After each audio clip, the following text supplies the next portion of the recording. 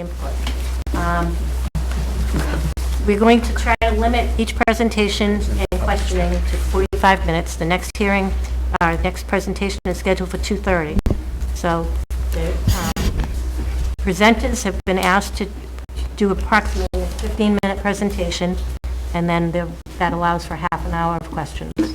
Okay? Any questions on the agenda and the way it's going to be handled? I'm just not used to sit down here. I used to sit down there. It's really weird. That's all right. You'll get used to it. Madam Chair? Yes. If you'd like to take agenda items out of order, would you consider your future meeting days since we have a few minutes before the presentation? Okay, and future meeting date is based on the selection of PMO, right? Yeah, what we're considering for the future meeting date, we have the RFQ out for the architects. The OPM selection needs to occur obviously before an architect is selected. We want the OPM as part of the architectural selection process. When the proposals come in, staff reviews them, OPM reviews them, makes sure they meet the minimum criteria to be advanced on to the committee. Once those are received, I think that's the most appropriate time to schedule a future meeting. So do you have a tentative agenda or date? I believe we have a date for the 3rd in case we don't make, is that correct? Yeah. Well, the immediate future meeting date is Monday the 3rd at 3:30 in the event deliberations today are not completed. If that isn't needed, we'll just cancel the meeting. And Madam Chair, have you thought about having meetings in person versus Zoom going forward? Yeah, it's my intention, if possible, that we do everything in person, especially when selecting architects and whatever. We would rather meet them in person. Is everybody agreeable to that? Okay. With that. So, talking about that, leaving it at that, is there a better date or time for everybody? I'm gonna defer to the citizens because obviously for me, if I'm on duty, I'm here, it's not a big deal, but I know the citizens actually have other jobs that they have to do and then thereby get here, so I will defer to. Okay, so let's start. See what you think. Let's start with whether it would be an afternoon or an evening. Does anybody have a preference? For me, evenings are more clear than afternoons. Some afternoons here and there are okay. Fridays are usually okay, but Friday afternoon's also a tough time to ask staff to hang All out. had no real problem with this Friday. Is Friday a normal good time for people? Well, staff normally gets off at 12:30 on Friday. The fire department doesn't, but town hall staff. So if we anticipate them being here, I would say it would either have to be in a day or I would recommend a different day of the week. Because they work late Tuesday nights till 7:30 or 7:30, and then they have to be here longer today. So it would just be my recommendation. We choose a different point than Friday afternoon. Or Friday mornings? Friday mornings. One consideration to make is if the meetings are going to be in person and the opportunity for citizens to attend, it may be more convenient for them during evenings as opposed to early afternoons. So maybe selection of a weekday and a general time going forward that's convenient. How do Monday evenings work? I know that selectmen meet every other Monday. Right. But Monday evenings is a meeting time that, When does planning board meet? Tuesdays. Okay, so Monday on the opposite of this. Yeah. Monday's probably my least favorite day. Make it work, probably. But I'm always in Boston Monday, so I'm coming back at the end of the workday. But if that's what works for everyone else, that's fine. I mean, I can certainly make Mondays when there's not select board meetings. Over the next couple of months, I anticipate the select board will have some extra meetings on opposite Mondays due to the search process. I would also assume that once we do have an OPM selected, we'll have to coordinate with their schedule because I assume they'll be attending anyway. So that's true. if we want to target Monday, then we can certainly do that. All right. Why don't we target our next meeting for a Monday? Diane, what time do you get home? I can be back by 6. I think that's 5:30. 5:30, 6 o'clock? Is that okay with everyone? normal? Does that work for Monday, people? 6 p.m. is probably the appropriate time. It's late enough in the afternoon for residents to attend. Yeah, I think it's a good date. I mean, again, it doesn't affect you, but I think it's a good date time for everyone. And if it's a relatively light agenda, Actually. accommodated for public. Okay, Scott, so what would your suggestion for the next meeting be, as far as the time frame that's laid out? Well, Sean's grabbing the RFQ submission deadline, and I'm thinking we would probably need at least 2 weeks to vet out the proposals between the OPM's review and the minimum criteria compliance. So it's likely not going to be for 6 weeks. We're certainly not going to do it. It would, like, when we see the selectmen are meeting, you would have the 15th of May and the 29th, I'm thinking. No, 29th is Memorial Day. The 8th is open, and the 22nd is open, I would think that from selectmen's meetings. 22nd is the selectmen meeting? Yeah, 8th and 22nd are select board meetings. I can't attend on the 8th. So that pretty much sets it as the 15th. May 15? Yeah. I am going to be at a commission on the 15th, but I can, The 29th. I'm having surgery that day, so I'll be out that day, but Sorry, the 8th does work. I was thinking of June. Oh, the 8th will be perfect. May 8th is fine. Does the 8th work for everybody? The 8th is a select board meeting, so I would need to be gone in time to get to that at 7. it's likely going to be a long meeting. Okay, yeah. I'd rather not have the meeting then. So, and then the last one is Memorial Day, so that's Monday. So now we're looking at June 5th. You want to wait that long, or should we pick a different meeting date? We talked about Tuesday as a possible meeting date. Tuesdays are fine. Yep, Tuesday. Seemed like that was good for Mo- people, but I don't know. Most Tuesdays are good with me. Tuesdays are fine, because we can always meet on the first floor, too. Yeah. So it's not a big deal. Yeah. Planning board's in here, or whichever. Where's the planning board, up there, up here? They down? They do them up here now. Yeah, that'll be fine. So Diana, what time do you get home on Tuesdays? I'm in Northborough most Tuesdays, so anytime. How's the 9th look? All right, so we could meet early? The town elections. That's town election day. The 9th is? Yep. Yeah, May 9th. I'm not running for anything, so. I think just by practice, we should avoid meetings that day. Then do, how about the next week? Or the 16th. 16th is good with me. So Tuesday, the 16th is our tentative at 6 o'clock or 5 o'clock? 6 o'clock. 6 o'clock? 6 o'clock? I don't know, what The works proposals are for, due May 25th, so we do want to push it out to June. Oh, okay. the proposals aren't due till then? Yeah, they're due a little later than expected. I think what we did is we waited Okay. to let the town meeting cycle go through a little bit Okay, in the event of addendums, so. so the first Monday in June would be what? Fifth. But you have a select meeting that night, probably? No, I don't have I may be out of town that day. The Tuesday the 6th? Tuesday, the 6th? So I'm out the 6th to the 11th for the AIA convention, so I can't. Yeah, can we just push to the following week of the 12th? Sure. I have a great Tuesday. For example, How about the 13th? Oh, it's not Friday.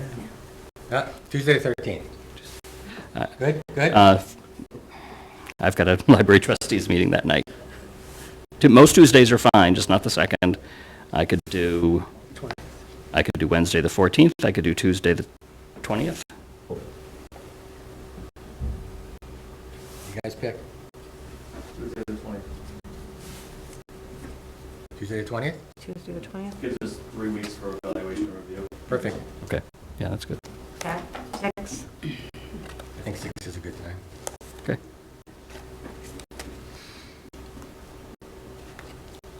Okay, Look, we actually got one.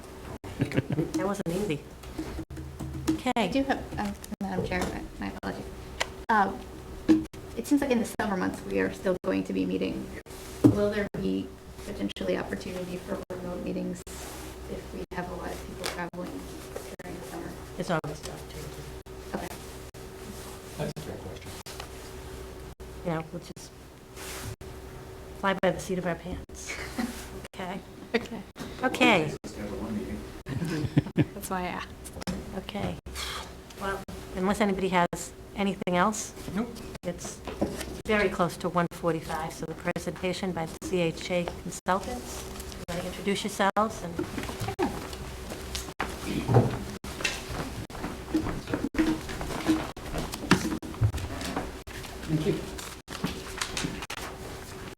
very much.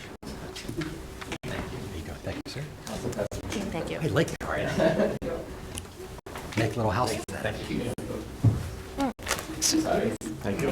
His name, Connor. Thank you. My son. Thank you. That's it. How they spell it? Yep, same way. Yep, that's Connor's too. Where would you like us to stay? Wherever you want. Okay, You're presenting, okay, your show now. thank you. Sometimes it's helpful if you stand close to the screen, so we're all kind of looking at that Sure, together. absolutely, of course. Yeah, that's fine. Thanks. So, good afternoon. My name is Tom Kazutis. I'm the project director from CHA. I live right next door, the city of Marlborough. It took me about 13 minutes to get here from my home today, so I can be hands-on and will be hands-on. A little bit about myself. I've been with CHA for just about 8 years, a little over. Prior to that, I was the Public Safety Commissioner for the Commonwealth of Massachusetts. Did that for 11 years. And prior to that, I actually sat kind of on your side of the table. I worked for the town of Belmont. I was the Director of Community Development. I worked my way up from right out of college all the way up to that position for 22 years. As the Director of Community Development, I was the Building Commissioner, Town Engineer, Planning Board, Zoning Board, Historic District Commission, Conservation Commission, Traffic Advisory Group. I think I got them, maybe I forgot one or two of them, were also under me. And so I fulfilled that role. I say that because I have sat, as I just said, on your side of the table. I was on several designer selection and building committees, so I understand completely the municipal role, the role that you all have in building a new facility, whatever that facility is. In this case, it's obviously the fire station. But I bring that knowledge and wealth of information to the table as well. Melissa? Hi everyone, my name is Alyssa Shatani. I'll be your project manager and your day-to-day contact. I've been with CHA for the last 4 years and previously worked at a large construction management firm. I specialize in public safety projects. I've served on over 10 of them. So really excited to get to know this department and the needs of the department. I'm also going for my CCM, which is the Certified Construction Manager. My exam is next month. So that's a really exciting time for me. And last year I got my MBA, so always keeping busy. Connor? My name is Connor Sullivan. I'll be the assistant project manager for the project. At a young age, I've always been surrounded by the construction field and the OPM side of things because my father's involvement in the field. That later led me to join CHA last July. And since then, I've been involved in 2 fire stations, one in Bridgewater, which is in design development, and the other in Northbridge, which is in the middle of construction. So as, I don't know if you recall, but from our submission, we have not changed the team other than to add Connor to our team. And we keep our teams together. And these 3 faces, like us or not, love us, I hope, will be the people that you will see throughout the duration of the project. Next slide, Connor. Your site. As I said, I live in Marlborough. I drive through Northborough quite a bit to get either to my auto repair station or over to BJ's and other facilities here in the town. Been by the project. I actually saw the buildings coming down as I was driving by and kind of monitored it to see what was going on. Obviously, it's a tight site.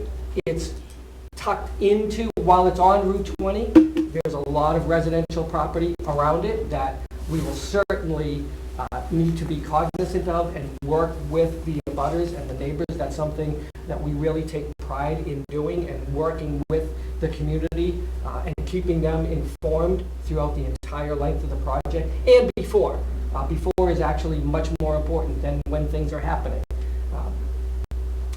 But you know, it's got some steep slopes to it.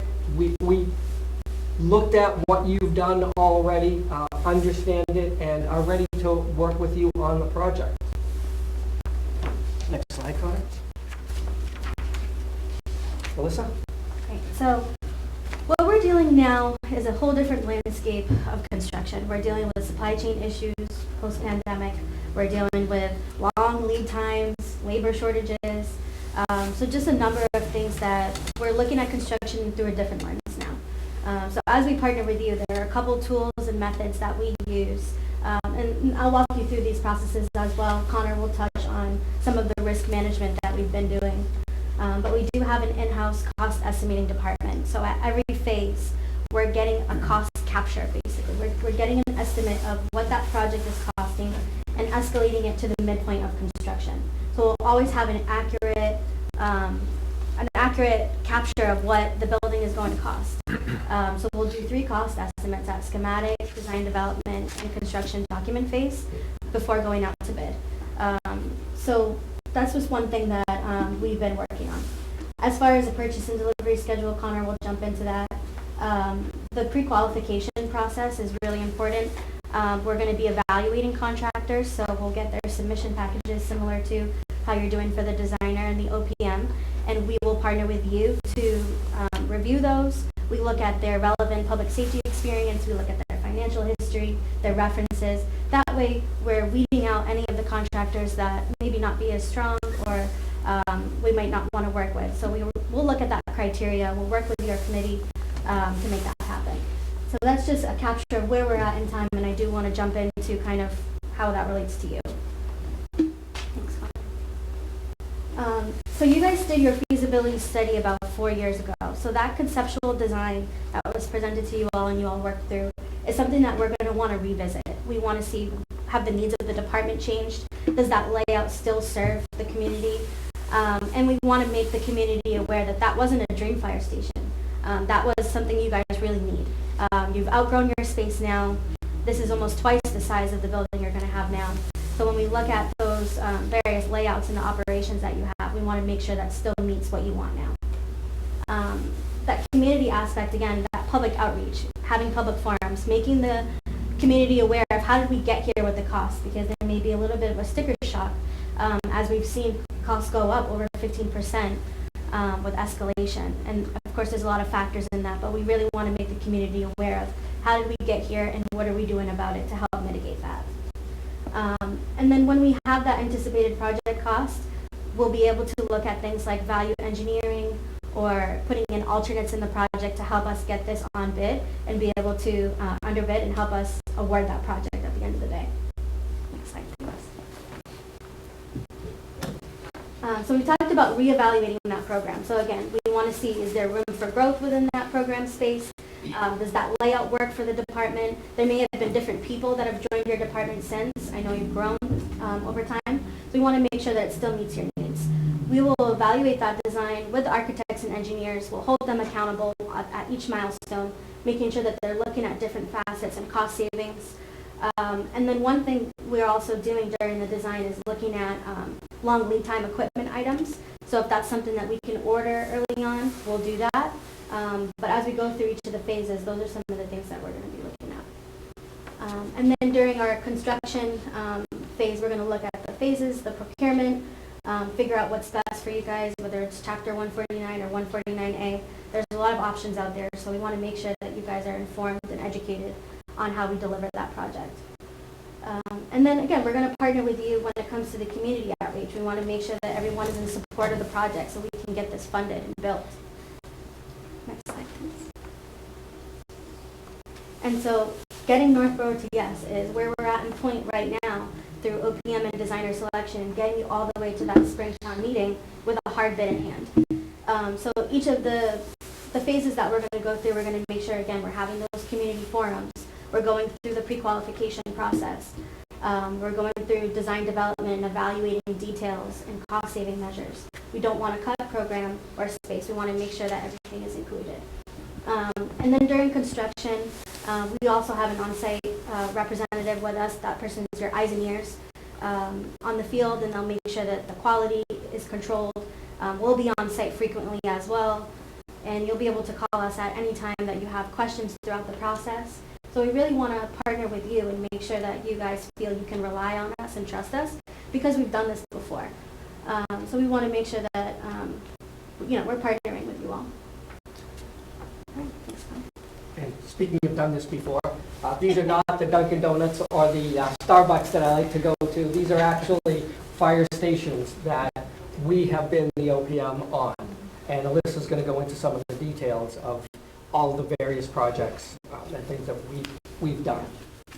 So in projects in design in the past, we've always looked at the entire layout of the building, how it all fits together in relation to operations, storage, living quarters.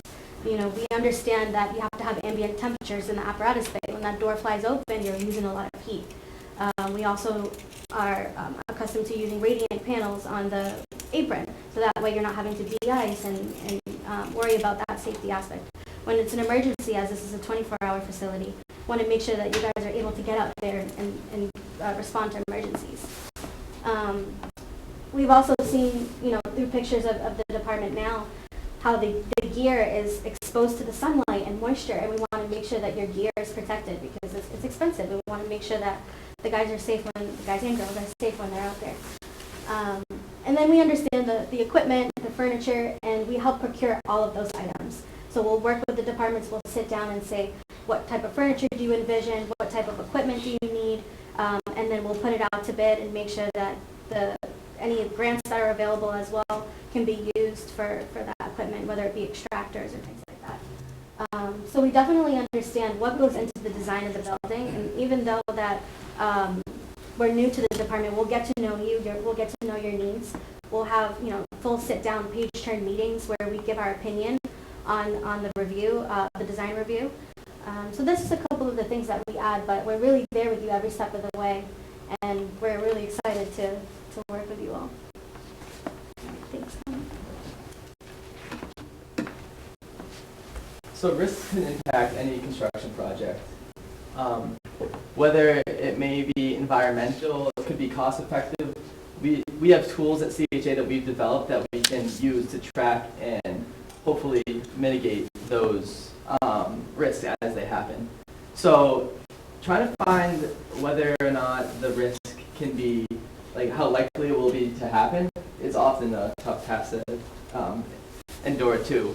And this is a risk register. We use this tool to kind of see how likely it is that risk will happen, what the effect of it will happen, and the steps that we need to take to hold an owner accountable to that. We can assign that, the risk an owner. And when we say the owner, we don't mean you. Oh yeah, The certainly not you guys. The owner of the risk, Yeah. exactly. Yes. Thanks, Tom. And then lead time. Lead time's another huge factor that happens and can affect the schedule of a construction project. We've seen within the recent projects that we've been on that switch gears have been a very long lead time on those, and that's very needed in a building for it to function. It often lasts longer than the progression of construction, and we have a building that needs a switch gear, and we're waiting for the switch gear, and that kind of holds up the whole process. So we can use the purchase and delivery schedule to track that items like that, and so we don't lose sight of them, because we don't want to be scrambling at the end of the project. We want to be on top of those things throughout the whole process, and this will help us do that. Thank you, Connor. And so those tools that Connor just described are two tools that we actually developed at CHA to help the process move along. Lead times really wasn't an issue in the past, but with the pandemic, it has been mind-boggling, is the only word that I can use, with the amount of time that is now taking to get products. So again, a couple of tools that we developed to help move the processes along. I hope that you can see from our presentation that we have the expertise, we have the knowledge. We have, and I didn't speak to this, but let me just touch upon it. At CHA, we have in-house architects, in-house engineers, in-house cost estimating. Our cost estimators not only do cost estimates for us, but they're doing cost estimates for hundreds, if not thousands, of other projects throughout New England and the United States, quite honestly, for other design firms not associated with us, or not associated with projects that we're the OPM on. And the ability for us to then literally walk across the floor within our office to say, hey, you know, we're seeing this as a change order, and this number doesn't look right to us. What do you think? And to get that instant information is really an extremely valuable tool. We have commissioning agents in-house, project control specialists, finance, that's what project control needs, and communications.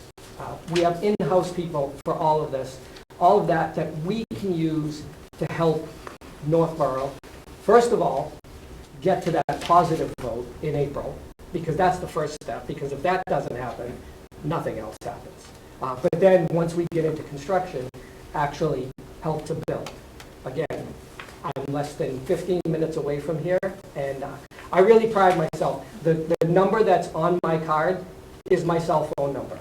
As former public safety commissioner, I'm used to being on call 24/7. So getting that phone call on a Saturday, on a Sunday, evenings, doesn't matter. You have my cell phone. You have all of our cell phones, and they're on all the time.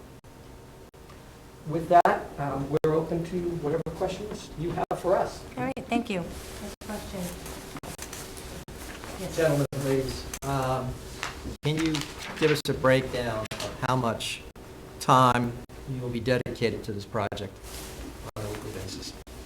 So the honest answer is whatever it takes. And I know that's not giving you the answer, but we will provide whatever is required for us to get you through the project. For myself, Alyssa's going to be your day-to-day, and Connor will be the day-to-day people that you'll be meeting with, however long you need them, and whatever days you need them.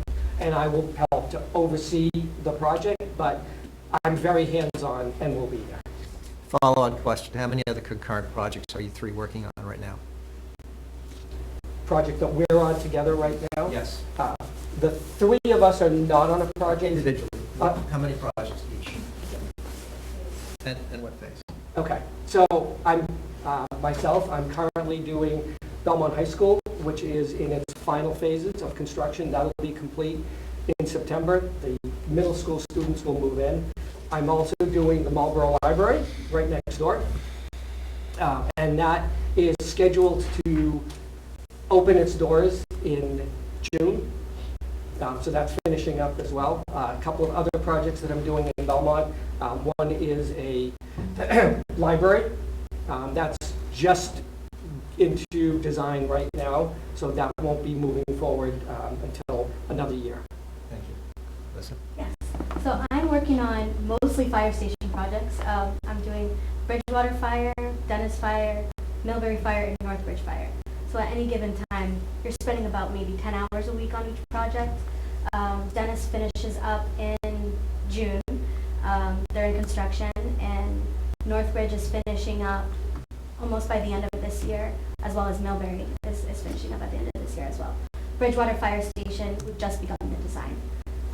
So we're going through I'm working with the same architect on two of them and two different architects on the other two. Thank you. And then I'm on Bridgewater Mitchell Elementary School, and that's in closeout where the kids are moved in. We're just doing punch lists right now. And I'm also on Bridgewater Fire with Alyssa, and Northbridge Fire Station as well, and that is in the middle of construction. Thank you. Yep. Questions? Chief? So, you're working primarily on fire stations. You're working on fire stations. Tell me what you know and what you've done so far with the clean station concept, because that's a big, important item for us with this new station. Are you talking about in the apparatus bay? The clean separations, the hot, warm, and cold zones, and yeah. Yeah, so right now we're working with T-Gas, who's Ted Galante Group, on the Dennis Fire Station and Northbridge Fire Station. So I haven't had much exposure in the design of those two buildings. I only got involved at the construction stage, so just being honest about those two things. But in the apparatus bay, we do have the extract. You're talking about the extractor equipment. Well, I'm talking, so, the decontamination. Yeah, I can, sure. please. Absolutely. Fire. Very dirty, very contaminated environment. you bring all of that stuff, I'll call it, back with you into the station. That stuff needs to stay within your dirty zone, within where the apparatus bay, your apparatus bay. You then go into your secondary, that where you're gonna, turn out gear, change out, shower out. Then you go into your clean zone where your living quarters are.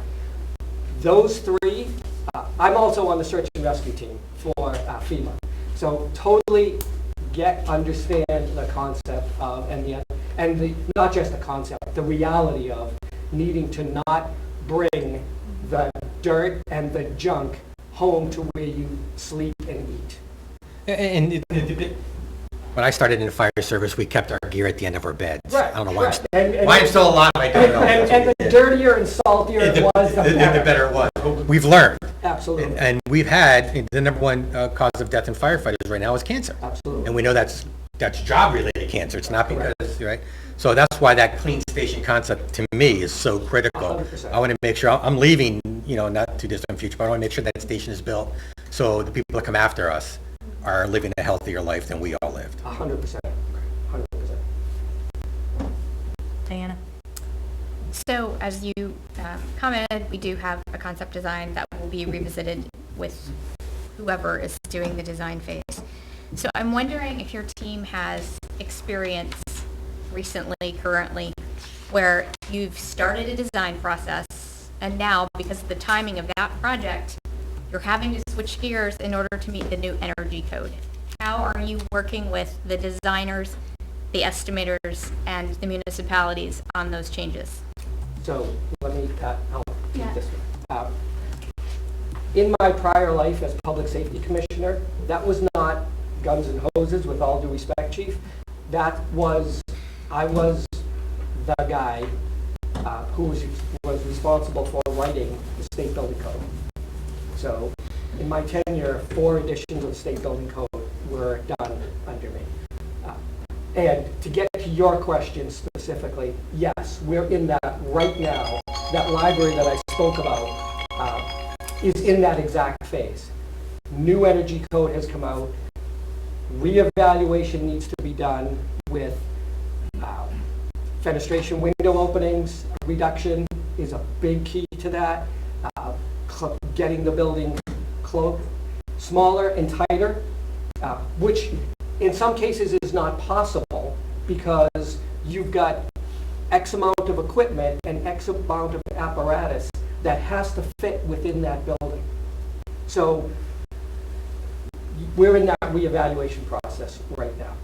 And has that impacted the cost in a significant way? It's being evaluated now, but I can tell you that yes, it is.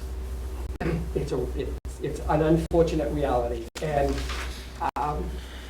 COVID was very, very bad in a lot of ways. COVID was very, very bad for the town of Northborough because you established a price for this project before that. As we talked about, escalation, costs had increased at least 15%. Some specific items are like 200%. And there's going to need to be a very large reevaluation, what's the word I want? Re-understanding for the community of what the cost is going to be of the fire station. And, everybody says, well, just cut the budget. We can just make it happen. We can just make it smaller. We can't. You can't. That's part of the reality is, as Alyssa alluded to earlier in our presentation, this is not a Taj Mahal type fire station. This is a down and dirty, needs-based station that is supplying you with what you need. There's not a lot of bells and whistles, even in this preliminary design, that were in there. So it's going to be a difficult road to get to the yes vote but it's one that is achieved, I believe, through public outreach, public information, a public understanding of the needs and the requirements of the station and what the current costs are. That was a long answer, but I hope that answered your question. Mitch? you Sure. have your hand up? Sure. Scheduling question. During any project, you have a schedule, a construction schedule, and then there's reality. So you might have a situation, I think this is more directed towards Alyssa as project manager. You have a lot of rain that's causing some exterior work to get delayed, or the concrete isn't drying on time, or there's a critical piece of a roof that isn't arriving when you thought it would arrive. And the contractor is saying, hey, I'm due some extra money because this is going to take longer. We want to get it done on time because we've committed to the community of when this is going to get done. Maybe we've already committed some use of the existing fire station. We want to get things moved over. How do you give me an example of how you've dealt with one or two of those situations? So we've had a couple of those situations happen, right, with the rain days. Typically, though there are weather days built into the schedule when it comes to pouring concrete or structural steel. What we're really focused on is critical path. What can't be moved? What needs to happen for us to move to the next activity, next critical activity?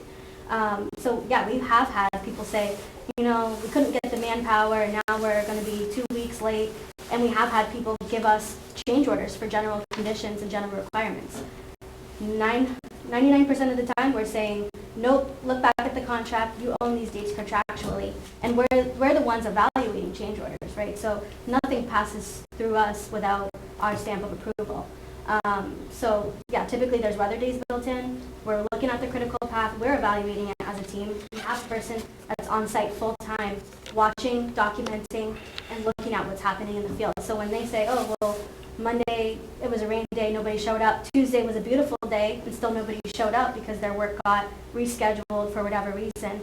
We're able to document that and give those records to them and say, well, you could have been here on Tuesday, Wednesday, Thursday, Friday of that week, and there was only one rain day. So we have those daily reports. We use Raycon, so that puts all the manpower in there, and it distributes to whoever wants to be on the list every day. So that has the weather on there, that has the manpower, photos, quality. We have little surveys in there about who visited the site, what got delivered. So that gives you really a capture every day of what's happening on site. So at that point, because we're keeping such tight records, we're reviewing the schedule, they're not going to be owed anything for extra time like that in those scenarios anyway. Thank you. We also require, at every OAC, owner, architect, contractor meeting that happens weekly, 3-week look-ahead schedule. That is compared to the project schedule that we require on a monthly basis minimum, along with the requisition. And, you tie the two together, no updated schedule, no updated requisition. Tom? So back to your project flow. So if you're all handling 3 or 4 simultaneously at any one time, how do you designate who will be on site, what days? I know some parts of this project are busier than others. So do you tag team or what? So when we get into construction, we assign an on-site representative. That person is dedicated to the project. That's a separate person from you? Separate person from the 3 of us. That's the on-site construction representative.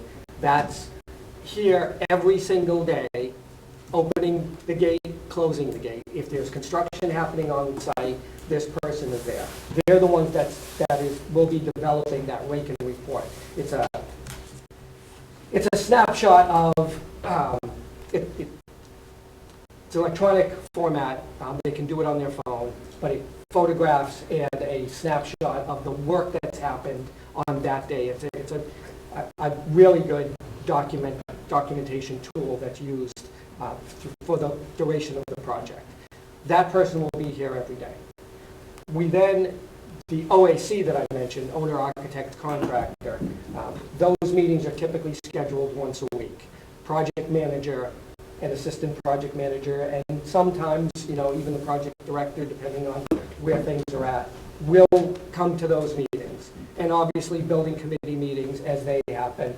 I heard your schedule and trying to figure that when it was going to happen. But, you know, one of the three of us, and again, depending on what phase it's at and where it's at, multiples of us will be at the building committee meetings and at those OAC meetings.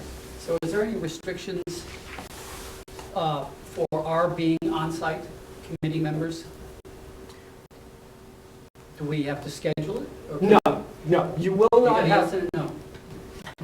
you will not have to schedule to come on site. There are restrictions for lay people being on a construction site. You have to have proper PPE, personal protective equipment, hard hat, vest, boots, gloves, eye protection, ear protection. You have to come into the OPM trailer first because, with all due respect to everyone, we don't want people wandering the site that we don't know about. And there will be some cases where it is just not safe for anyone to be on the site. When they're swinging steel overhead, we're not going to let you run around on the site. I don't care who you are. I don't want to run on that. That was steel over there. Well, it's convenient for us to be alerted when you're doing a walkthrough, say, with a building official or the fire department Yeah. of some system Absolutely. to accompany them. Absolutely, absolutely. And those are things that come about. You know, some subset of the group would typically attend every one of the OAC meetings. And then that information, you know, nothing happens, nothing should be a surprise. So that information gets disseminated out that this person's coming in or that person's coming in, those kinds of, that open line of communication is there, absolutely, 100%. Thank you. You've spoken about getting to yes, which is a challenge. You've spoken about supply chain issues, which we all know are a challenge. We run into the same thing with medications and all that. What have you found to be your biggest challenge for the other municipalities you've dealt with when building these new fire stations? So if you could pick one, this is the number one we've had. And what have you done to overcome that? Electrical switchgear, That is the number one. yes it is. Very, very long lead time to get them. And that's part of what we talked about with establishing the schedule early on. And once that equipment is, you know, process will be contractor selected, okay? The electrician in this case would submit, this is going to be the switchgear that, no, let me back up. The designer says, this is the switchgear that is the basis of design. Contractor then says, okay, this is the switchgear that we believe meets that requirement for the concept of the design. Architect reviews it with their design professionals. They say yes, okay? From that second is when we start tracking, and that was part of that purchase and delivery schedule that we talked about, and tracking that. Okay, contractor, you've been approved. Did you order it? You've been approved. Did you order it? Okay, you ordered it. When are they telling you you're going to get it? They told you were going to get it next month. Have you followed up with them? It's something that, again, we use it as a tool at each one of the OACs to keep track of these long lead type items. And it's not just the one item, as you can imagine. We use that throughout the duration of the construction. May I ask a follow-up to that? Has that situation, whether it be switchgear or other long lead items, encouraged you to pursue 149A more often so that you have the ability to purchase early on? So the short answer is yes, but it is that give and take because typically 149A is a little bit more expensive at the bottom, you know, for the bottom line. But it opens up a lot of other avenues that could make it less expensive in the long run. So you want to explain 149? Sure. Okay. I was waiting for someone to ask. I'm sorry. I was going to have to Google it in a second. Yep. Chapter 140, Mass General Law, Chapter 149. 149 says design, bid, build. So full set of drawings, full set of documents, put it out, you get what's called a rip and read number, you know, bid opening day, open up all of the envelopes, here's your low bidder. Kind of all done. 149A allows for the construction manager at risk is the term. And that allows you to bring your contractor, construction manager on board before the documents are completed. They help to a degree in the design and part of that procurement process and part of the, you know, maybe we want to do this in different phases and, you know, do an early bid package for steel so we can get the steel up while we're progressing with the rest of the design of the building. That help? So besides switch gears, steel, windows and doors, what are the other items that you use this for? Use 149A. 149. Well, it's really for the whole process. It's Yeah, go, yeah. go ahead. I do a I'll lot let of you- I procurement spoke a lot. in the office. With the Chapter 149A, you're actually interviewing the construction manager. So I used to be on that side of the table as well. So I worked for CM.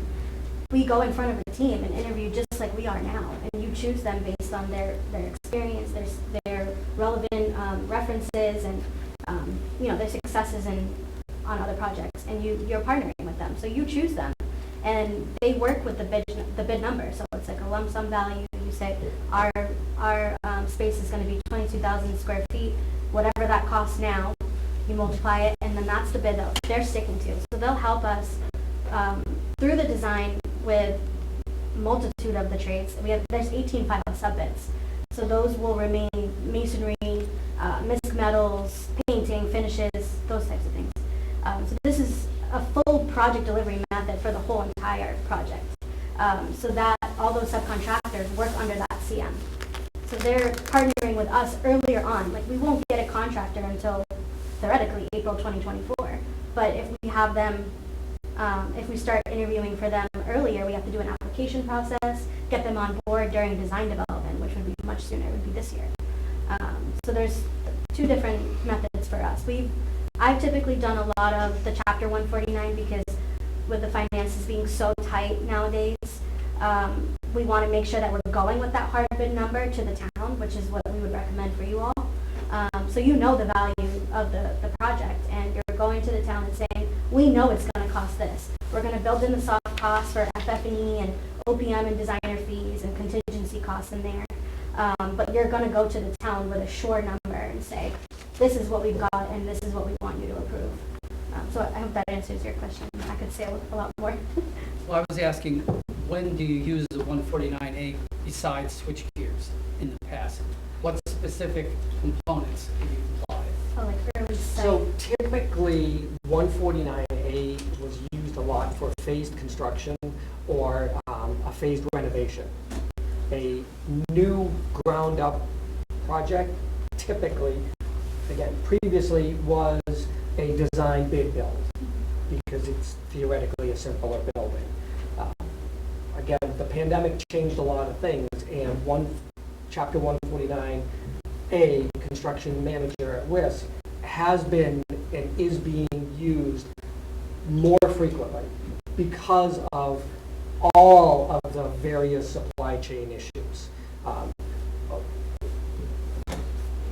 A year ago, if you asked me that question, everything was a problem with getting supplies and getting things to the site.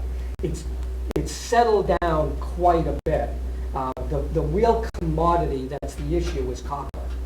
And switchgear is a lot of copper. And that's one of the reasons why this, and even the computer chips and the computer components that are in the switchgear, it's that raw material that is messing up getting those to the door. Dan, did you have your hand up? No. No. You're kind of back there. So He's quiet. I didn't want to ignore you. We have 5 more minutes. Any other I questions? have a follow-on to the chief's question. So you've identified establishing a schedule and electrical switchgear as a critical success factor. Can you give us two more? Success factors? Critical success factors, yeah, please, Tom. Absolutely. Working with the community, becoming and being the trusted advisor for the community and the project team. I'm very proud of the fact, and I really do mean that our clients and the people that I work with call me about things that are happening in the community that have nothing to do with the project that we're on. But they're reaching out for our level of expertise, our knowledge, our reach to the construction community. And that happens well after we've left the project. When we're done, we should be best friends. And, and I really work hard to make that happen. And the team does, because we're going to be together for years. And it has to be a very symbiotic relationship. And we pride ourselves, I personally pride myself on making sure that happens. You can give them a success story. Where do I begin? Yeah. Let's see. I think what we really thrive on is like repeat work. So once you know that, we have references all over, right? We're working in Northbridge right now, the two of us, Millbury. You can actually call those chiefs and say, what do you think of CHA? How have they been helping you through the process? Because like Tom said, we really do partner with them. I mean, the Northbridge chief and I, we talk Friday afternoons, we talk Saturday mornings. Any question that he has about the design or anything that's keeping him up at night, he's calling me. We'll meet on site about it. We just met up yesterday. You were there. We walked through the site. He says, this bothers him, this bothers him. We get the architect and we say, let's work as a team. Let's hop on a call, schedule a Zoom meeting. Let's meet in person. Let's have that open communication so that we can solve problems. And that keeps the schedule going. What decisions do we need to make? We're locking the architect in a room and saying, you need to get this answer to the contractor so we can move forward. And so that's what you all are relying on us to do, is to be that bulldog, pushing schedule, pushing the budget. So I guess my best answer to that is call our references, because we're doing work in the community. We do only public work. So we really do care about the communities that we work in, and really do pride ourselves on a nice finished building at the end of the day. We do welcome you to come on the site and visit, walk with us, see what's going on, look at the daily reports, call us up and say, hey, I saw this was going up today. How did that go? Simple as that. It's just really an open, we're not too busy for you, if that's what you're worried about. We're always around. So I know it sounds like, we're doing a couple projects at a time, but we would be kidding you if we said we only worked 40 hours a week. We are just that type of firm. So that's my answer. Any further questions? No. Thank you so much for your presentation. Thank you very much. Thank you very much. Nice meeting you. Thank you. Oh, do you have a hard copy? No. Yeah, there is no cheap.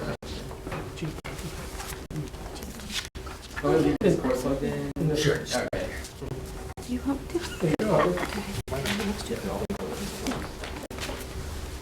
Thank you.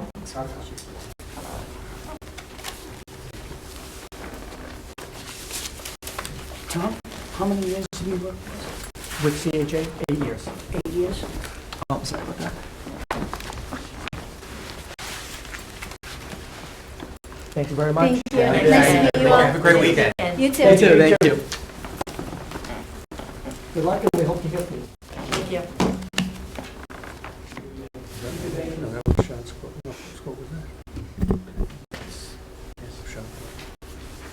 Charles, right? Charlie? To answer your question, No. Go. do you have the type That's your schedule code. and you want to Oh, do yeah. Oh, my God, yeah, that's fine. Well, if you want to get demolition done, if you want to start, foundations, all of those things, really anything that's not a trade contractor. or Prior to filed hiring a surveyor. contractor. No, you have the contractor on board, but you haven't done the full bid set.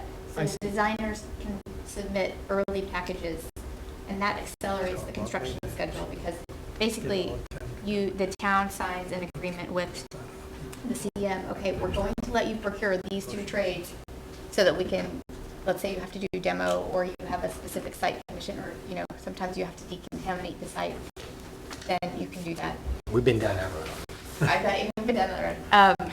But then I was asking that question because it is, like switchgear right now, it's 18 months out. So if you have a 12-month construction schedule and you have a CM at risk who's willing to procure the switchgear early, it can really save the town a lot of money because, that's 6 months of general conditions. So I'm just curious if people are doing that a lot, if they've done that, and Colliers is here, if you're ready. Yes.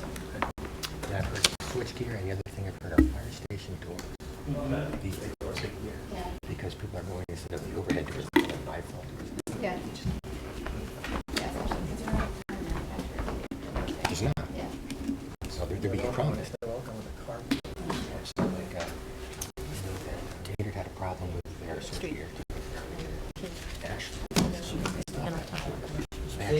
They got the door. Did Ashland finally get them? There. Because they had to switch. Right. Okay. We're 50 weeks out of the generator. Generators are. No, you guys can come up, whatever you're You're ready to present. Yeah. Do you need the overhead? Presentation. These people ask all the questions. Everybody should have Right away. what was online. But that's got nothing to do with, I think the questions they ask. They know in my business, the government gave us a lot of lead funding. We didn't do the contract. The government owned that material, so they could go to somebody else. We didn't get the contract. How you doing? In fact, 99%. Is that actually set up to run off the thumb drive? They might have switched from HDMI to. Our own money, we can put a, we signed a contract. You may need If you go back and then go back one. Go back one, should be at the They bottom. can't use the switch, they're not, so they can use it someplace else. Switch it. No, if you go back one, it should have a USB port. That menu that was in the upper left-hand corner. Yeah, but it had to be fast.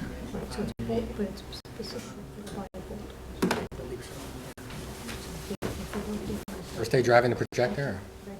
Yeah, and we don't want too long. USB at the bottom. That doesn't, the pad is heated in front. Not gonna help you because you can't. Can you? I wish I had all my drivers.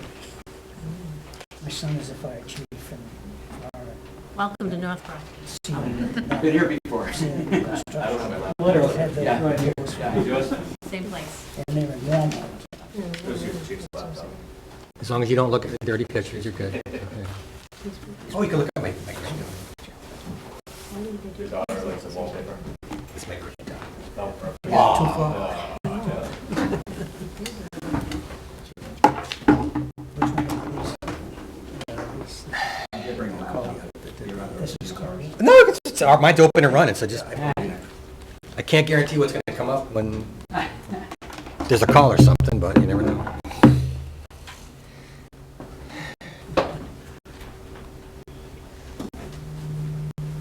Under a year?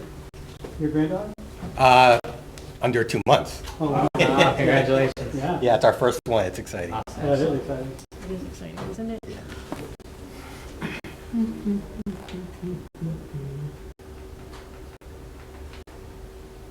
My sister-in-law just had her first grandchild, Oh, yeah? and so she was yesterday. She's like, "It is so great." It's like, very exciting. It is very exciting. I did this one. Just- My hands are terrible twos right now. We were just down there in Florida a couple weeks ago. Well, yeah, but what's nice is you can say, no, I'm leaving. That's all right. Grandparents are saviors. Yeah. No, I've never asked John, well, I'm on this earth, but other than that, I was chairman of the fire, the police station when we built that. So I've got experience plus 20 years with coaches. What about the counter? Put her up here. Documentation of the government. Have- Just a reminder, around 15 minutes, and then we'll do questions it back. for 30 minutes. Okay. Okay? Very good. Well, good afternoon. I'm Alan Alan Minkus with Colliers Project Leaders, and Tim Alex with Colliers Project Leaders, and Bill Palumbo with Colliers Project Leaders. Just want to thank you for having us here today. A little bit about our background of our company. Our company started 27 years ago with two founding partners, and with a goal of just being owners project managers. Okay, we don't do construction, we don't do design, and we just focus on being your advocates and representing you. And in that period of time, we've grown to over 125 people, give or take, on the day or in the year. And and most of our projects have been municipal projects, so we're doing public safety complexes, doing fire stations, we're doing libraries, we're doing DPW facilities, that, as well as a lot of MSBA school projects, and primarily working in Massachusetts is this group here, but we're also in Connecticut and New York and Rhode Island as well. But hopefully I get this right. Look at that. I'll learn the other one. And just to let you know, we've worked in town before. We were the OPMs for Lincoln Street Elementary School. Started back in 2012. We first interviewed, and we closed out the project in 2017, in February 2017. So it's been about 5 or 6 years since we've been able to work with you folks. But we felt like if it isn't broke, don't try to fix it. So we brought back the same team. We're the same 3 people that ran that project at Lincoln Elementary School. And I think, as Dr. Dare has said on numerous times, that very few change orders, if any. There's a lot of money left over in contingencies, which was able to help at least seed money for the feasibility study that you folks have just been through. So, and a couple other people besides the 3 of us. We have Tao Wen, who's our financial person. She keeps track of all the budgets. And so there's a financial tracking from start to finish on the project. And Mike Dykins is a change out that we had from Rob Lee. If you remember reading through our RFQ, Rob Lee decided to go to live in California. And I was going to say sunny California, but not lately. So he's out there. But Mike Dykins is a licensed engineer, and he would be part of the commissioning. And he works with the mechanical, electrical, plumbing side of the group as far as document reviews and making sure that the building's being put together mechanically correctly once we get into construction. We have a lot of experience, like I said, in municipal work, fire stations, and other types of municipal facilities, public safety complexes. So you can see that we have a whole list, and all the little yellow dots you see up there are projects that we've done in that vernacular within Massachusetts. So, and our offices are in Boston and also in Agawam, and you can see where you are in the blue right there. So with that, I'd like to turn it over to Phil now and talk about some similar experience that we've had. Yeah, so on this slide, I just wanted to step through 4 relevant projects that were completed pretty recently, one of them still ongoing, and just give a couple high-level takeaways on them. So upper left of the slide is the Hamden Police Station project. That's a project that actually Tim and Alan worked on. That was completed in 2016, a ground-up police station building. We were able to get the Hampton Police Department out of the basement of the Hamden Town Hall and into their own new building. A couple takeaways on that one was it was a good learning experience for us as it relates to procuring the dispatch console, making sure electrical and data is going to the locations they has to go to, and that we facilitate. This is a process you go through with the state. They have it connected to it was called the E911 system then. So that was a good learning experience for Tim and Alan. And then through a portion of the design phase on this project, there was a thought from the owner's side that maybe the project would be more affordable if they went modular construction. So for an initial part of the design, we carry both modular construction or stick frame, just to kind of cost estimate it out. Come to find out there wasn't any cost savings, so it went stick frame. Lower left of the slide is the Hadley Fire Substation project. That's a project I was the PM on. That was completed in 2020. Ground up building, 5,400 square feet, roughly $3.7 million total project budget. This is a unique takeaway on this project. It started off project site-wise at a kind of deserted town, old baseball field, rundown playground area, considered unsafe, unused for years and years and years and years. We went through like like the initial months of the schematic design phase, and at that point, we got wind of a project in Westfield that was going through an Article 97 issue where a Westfield taxpayer was suing the city for a project, thinking about trying to be designed on a parcel of land that had a vacated playfield. So anyways, we found a home for the project. It was down the street. A farm owner sold the lot to the town, and we designed and built the project on that site. But similar to what you all had to do on 6165 West Main Street, we went through a phase 1 environmental site assessment that led into a phase 2 where you actually do boring samples. And of course, because it was old farmland, soils tested high for pesticides, but it was a flat lot, and through the grading plan, we designed a balanced site, so any excavated soil was able to find a home on the site, so we didn't have to test excavated soils and pay for contaminated soils being exported off-site, so that was a good design feature. Top right of the slide is the Ashby Public Safety Project. This was an ad reno project completed last year, actually. Got reno of their existing around 5,000 square foot fire station, and then an addition around 11,000 square feet to combine both police and fire. A couple of takeaways on this one. Actually, 95% of this $7.5 million project was funded through a USDA federal grant program. So we were responsible for every month providing that financial reporting to the feds to make sure that grant money went to the town. And then the other takeaway on this one, you can kind of see it, there was a 120-foot communication tower that was part of the project that allowed them to be connected. There's a regionalized emergency communication system between the towns in that area of the state, so they were thrilled to be a part of that system. Lower right of the slide is the Somerville Public Safety Project. This is currently ongoing. We manage that project from designer selection, and went to Chapter 149A, so CM selection.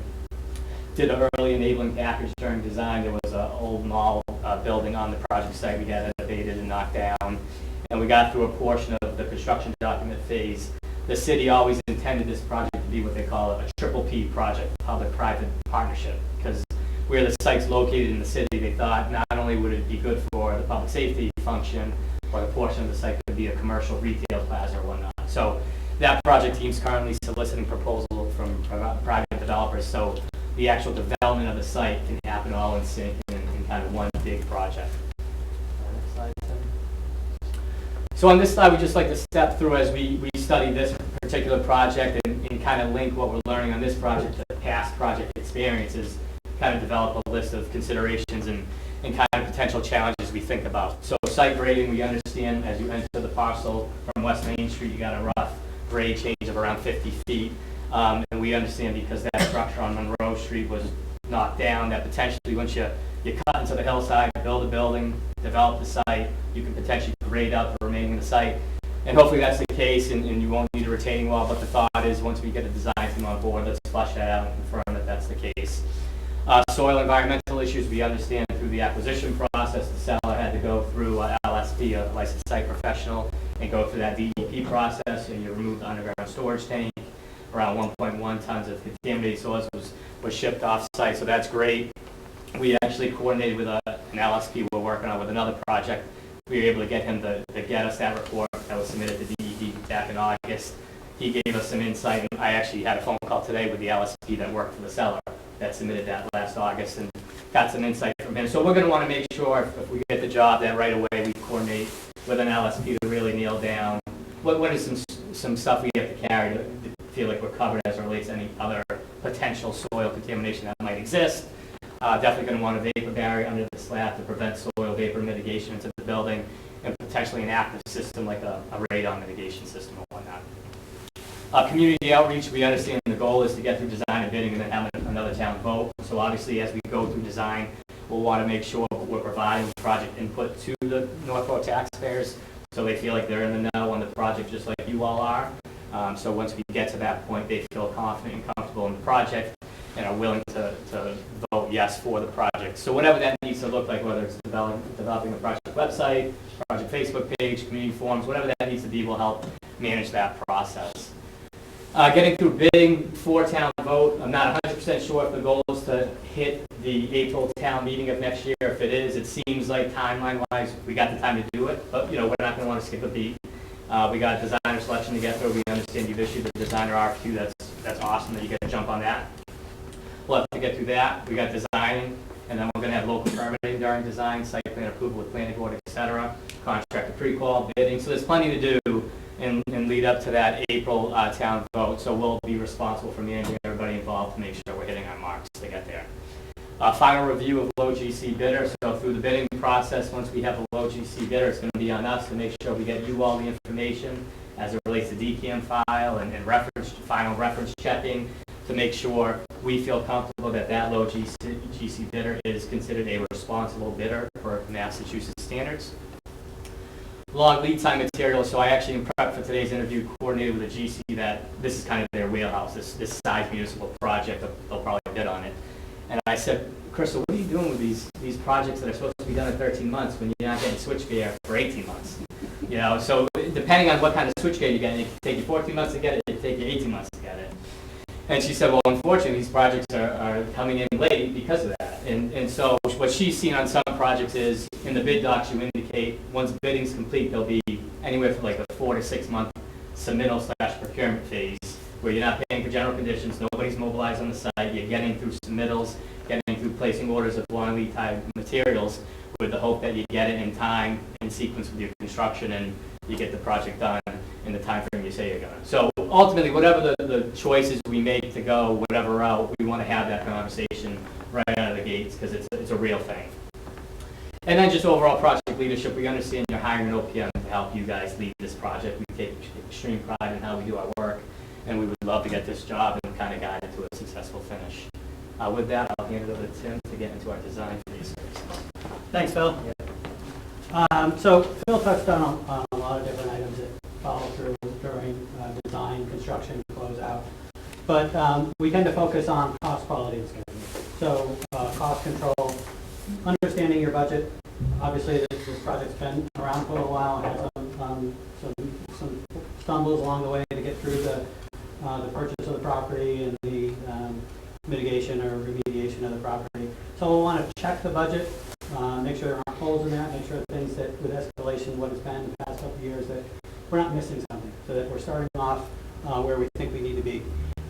During the process, we've worked with PMC, that was Johnson Roberts estimator.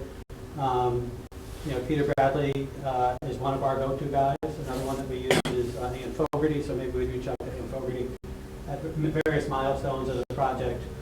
During design, we'd get a second set of eyes on the documents, and they both do estimates. We pull them together, they'd reconcile the estimates, just to make sure we're tracking the budget. You don't want to find out at the end of the bid day that we're either way over or even way under. You want to make sure you're hitting those targets along the way. And as Phil said, there's lead time issues, there's cost escalation issues that we've been dealing with lately. So having two reputable sets of eyes looking at this as we go through this will be critical. Obviously, reporting as we go through design as far as any kind of expenses that come along the way. There's not a whole lot of heavy lifting as far as the finances go during design, but we'll be able to report that to you. As we go for quality control, it's really reviewing those documents. We do design reviews at the same period that we do the estimates, kind of taking that snapshot of where the documents are. Really, we're looking at coordination, constructability issues, anything that we can identify early so that we get consistent pricing from the bids and avoid change orders down the road will be critical. So that's something we pay a lot of attention to. Also, how we're going to procure the project, whether it's going to be a CN, as Phil said that one of those projects that he talked about was going, or a traditional GC approach. Pre-qualification of contractors, making sure we have the right people bidding the job. And then schedule management. So we'll be bringing out a design team. We'll want to make sure that realistic milestones are established. We want to give them time to do what they need to do, to design it appropriately. But we want to make sure everyone's on the same page. What kind of decisions we're going to need from you, what kind of votes we might need to move the process forward. So making sure that kind of overall project schedule is established early, and then that way we can all track progress as we go through it. During the construction phase, again, we focus on cost, quality, and schedule. They're all interrelated. If you have a schedule problem, most likely you have a cost problem too. They're all interrelated, and so again, that focus, that proactive approach in looking at this is how through it. But during the construction period, we'll start to look at the contractor schedule of values, make sure it's broken down appropriately so we can each month go through and recommend approval at a certain amount of cost, and we aren't front-loading the job, or we understand financially where things are. We'll also be doing forecasting of anything that we see, whether it's an RFI that comes in, or request for information, anything that we see on site when we're on site that might have a cost impact. We want to forecast that so we can report to you guys really where's the financial health of the project as we go through the project.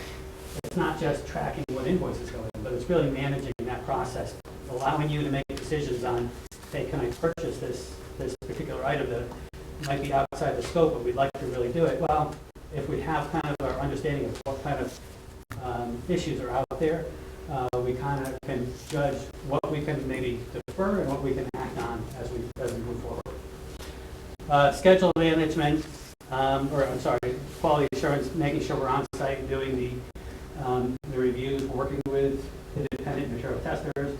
The design team will be out there. If you're commissioning the project, we'll be working with them and scheduling them for not only static inspection, but for performance inspection when you're turning on the equipment, making sure your generator is actually powering the different items that you expect it to, making sure that the sequence of operations and the systems are doing what they're supposed to do. And then schedule management is, in construction, we don't dictate the schedule.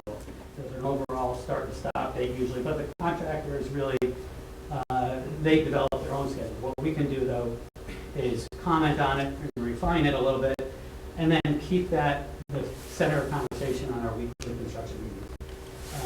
If we're on top of it, if we start to see a slippage or anything, we can identify it early and address it, request that they submit a recovery plan before it gets to become a much larger issue.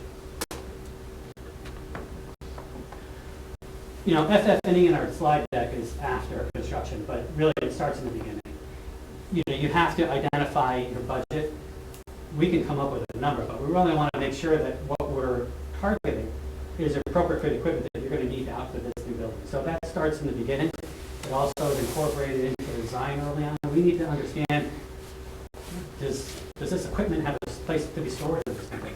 What are you planning to buy? You have to make sure there's storage, utility services, electrical, ventilation, water.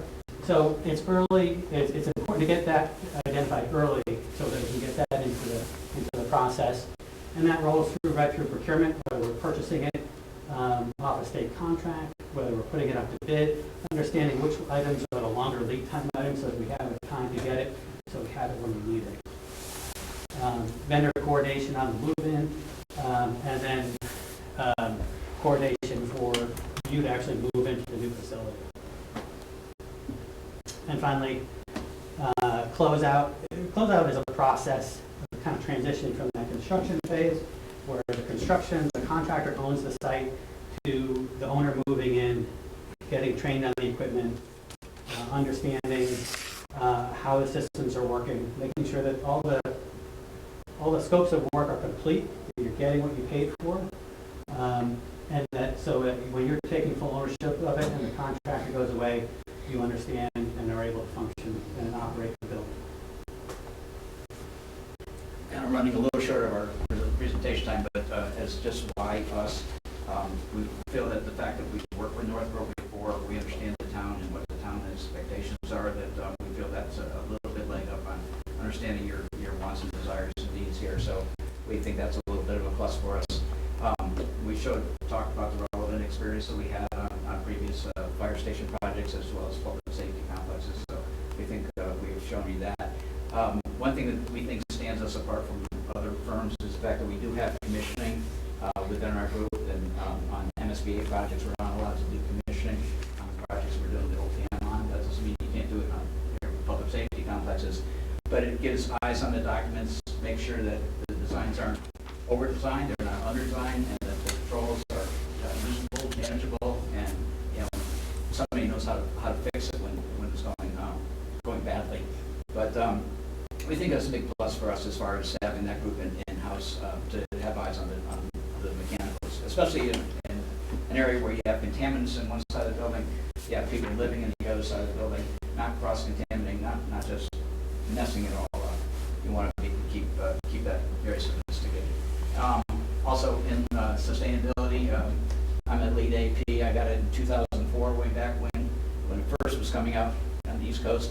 Tim is the lead AP. Mike Dykin is the lead AP. We have a lot of lead APs here, so we keep an eye on it. We feel very strongly about green buildings and making things sustainable for our clients.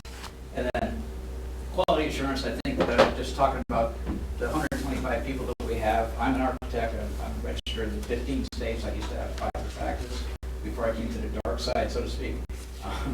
We have engineers, and we have also people that work in construction or working in construction. And they've all seemed to gravitate to say, okay, we want to represent the owners here, we want to protect the owners' interests. So we think those are some of our key points as to what makes us a little bit better than some of the competition out there. Okay, thank you. I'd like to open it up to questions now, if that's possible. First question, John? Go ahead, John. Gentlemen, you Can I steal quantified, this back, guys, because I take my notes on. how much manpower your team would be allocating to this project. Could you corroborate that just for today? Is it changing up and Thank you so down? much. In fact, we just took out one last slide, if we could plug it back in, the presentation. It was I can see it. a capacity. Yeah, good. The next slide. Don't know how good it is. It says questions and answers. No, you put it back. Okay, hey, Slide after that. hey, that one there? Anticipated capacity. Okay. So are you asking about capacity of our staff to do it, or more are you asking about? Part of it is how much time each allocated staff person Should be right over there. will be on the project. Yes. That's the first part of the That's it. Yes, I'm, as a managing director, I'd be probably a half a day a week, so 4 hours a week. Right. From start to finish. Phil, as the project director, would be about half a day a week. Right. Tim would be your day-to-day contact person as a project manager. He'd be a full day a week. And the others, Gwen, Tao, Gwen would be financial whenever you needed her. And we also have Matt Dunn in there as a construction rep. Matt would be doing some of the design reviews as well, so on an as-needed basis before we get out to bid and under construction. Good, thank you. Okay. Second part of the question is, how many concurrent projects are each of you on today? Well, that's more or less the project you see here. You can see across the top, and it's hard to read, but those are the current projects that we're working on. Each of us are working on, and none of them add up to more than 100%. So they're more in the 85 to 90% range, because we do have administrative duties as well. Right. So you can see that we do have, and you're the first column there, so North is the first column. Let's do those numbers that I just reported. Can I ask a follow-up? Yep. So it looked like, based on what you talked about earlier, that this project and 2 of the other projects that you listed as being relevant would have CA at the same time. And then you're going to need more time on the project, presumably. So how will you balance that with the other projects that will be in CA at the same time? In construction admin, Yes. because we have Matt. Well, right now, I was switching up a lot of people, taking, Tony DeLuzio has too many projects he's working on, so I had to remove him from it. Rob Lee going to California, I put Mike Dykins in, and I didn't, well, I'm really confused with Matt Dunn, since at the initial portions, he was not doing a whole lot. He can be doing design reviews while he's still, and I don't want to say this, badly, like Crocker doing some of the CA work up there, but he can be doing those design reviews intermittently, and then Tao across the board. So, in all likelihood, the construction rep would have to be somebody other than Matt, but we're not sure who that is, and it's a ways down the road, because the design and the approvals by the voters has to be happening first. So we have a lot of construction reps in-house. They're all very talented people, been with us for a long time. So it'll just be a matter of, okay, who's right for this job? Did I answer that question? You did, thank you. You guys good with that? Yeah, thanks. Okay. I won't remember to take my notes. Here. So that's So, Melanie, you mentioned you started going down the road, but I'd like to know a little bit more about what you know about the clean station concept, with number 1 killer of firefighters right now being cancer. That's really, to me as the fire chief, one of the most critical components of the construction. So could you give our committee a little bit of your insight of what you know about the clean station concept and any experience you've had with one? I'd like to ask Bill to do Yeah. that. So on the Hadley Fire Substation project, and similar to how Johnson Roberts has it laid out for the kind of preliminary design on this one, is that separation between a decon room, living quarters, and that particular HVAC system and to make sure none of that's polluted and getting over to the living quarters. As well as, like I mentioned before, the real concern that exists on this property of potential soil vapor stuff. So whatever system we have to have in place, whether it's similar to a radon mitigation or what have you, I would say that one is a unique one to this project, but I think about it when you ask that question about concerns about pollutants and whatnot into the building. And that's when the building's done, but during construction, obviously, that's going to be critical too. We've all worked on sites that have were maybe former brownfields or had environmental issues. We're in Chicopee, we did a project that was in a brownfield, and a different contractor cleaned it up, but there was clean corridors for our deep sanitary and those types of things. Certainly things can stay on site, certain things need to go. So even through the course of construction, we're familiar with that, all those types of issues. Thank you. Question about scheduling, and I'll pose it to you, Tim, as project manager. Every project is going to have surprises. You start construction, you've got a great-looking schedule, and you get way more rain than you've budgeted for, or the concrete's taken longer to dry than you anticipated, or you've got a critical piece of a roof that you expected to be here on Monday, and suddenly it's going to be 3 or 4 weeks late. The general contractor says, well, we're due for some more general conditions because this is going to take a little bit longer. Give me a couple examples of how you fought back and hopefully won those battles to keep things on schedule. That we provide you to use. We base our original contract off of an AIA template, but it's heavily modified to address a lot of issues that over the years we've come to realize can be, well, they're not as clear as maybe they could be, or a job that you've never had that issue, it comes up, and so then you kind of modify it. So starting with the right language and making sure that you're on board, making sure that your timelines and your sequence, and again, I mentioned how the schedule isn't something that we define, but we certainly review it to make sure that the critical path flows appropriately, that there's always going to be some float in there in the schedule, and certain tasks you have some wiggle room, certain ones you don't. I think the past couple of years have been a pretty good test on being able to bring in projects on time, even with or without switch gears or major part components, pieces and components that showed up at very late. So I think being able to look at the schedule and adjust maybe workflow, that was a thing that we did a lot, was, all right, we don't have this, we can't do this, what can we do? And manipulating to get people in. And usually people are willing to work with you, but sometimes you get a contractor that is, they're full out and they don't have time, and you try and work around that as well. So you're right, there's always issues. It's construction. We just try and be proactive, as I mentioned, and when we're on site, we can identify things. We're big proponents of mock-ups and being able to do something once and not having to make the same mistake multiple times if you don't do a mock-up or something.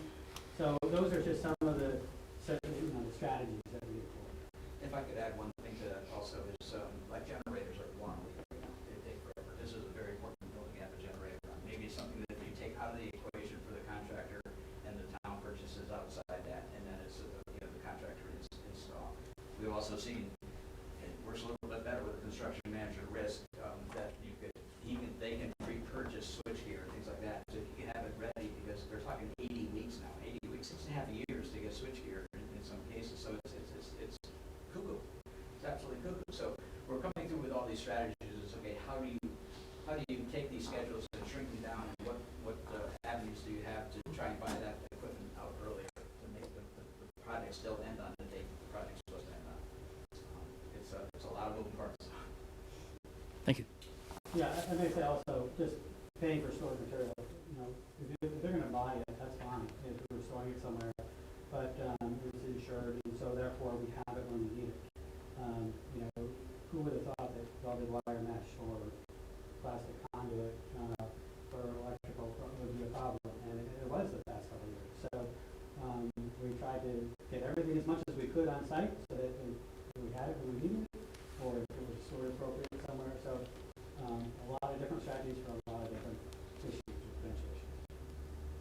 So you had mentioned that once you select the construction supervisor, it's going to be on site on a daily basis.